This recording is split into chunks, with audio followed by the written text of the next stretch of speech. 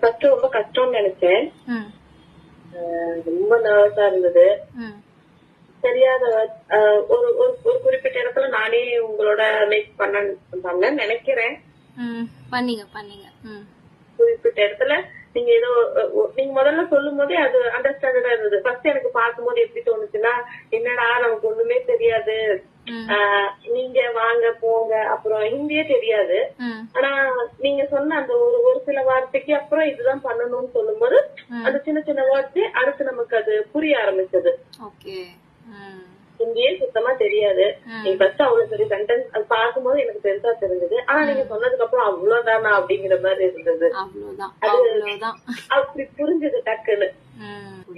பார்க்கும்போது பயமா இருந்தது, ஐயோ அப்படின்னு இருந்தது. ஆனா நீங்க சொன்னதுக்கு அப்புறம் அவ்வளவுதானா இதுதானா அப்படிங்கிற மாதிரி இருந்தது. புரிஞ்சது ஒரு நிமிஷத்துல, ஒரு செகண்ட்ல இப்படிதான் அவ்வளவுதான், இந்த வாரம்னா இதுதான் அவ்வளவு முடிஞ்சிருச்சு. ஐயோ நல்லா இருந்ததுன்னா யோசிச்சு கூட பாக்கல.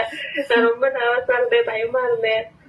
கண்டிப்பா முடியுமா முடியாதுன்ற ஒரு எண்ணம் தான். ஆனா இந்த அளவுக்கு நான் பண்ணுவேன்னு தெரியல. ஆனா இப்ப புரிச்சிருக்கு, நான் பண்ணுவேன்னு தோணுது, கண்டிப்பா பண்ணிடுவேன்னு தோணுது.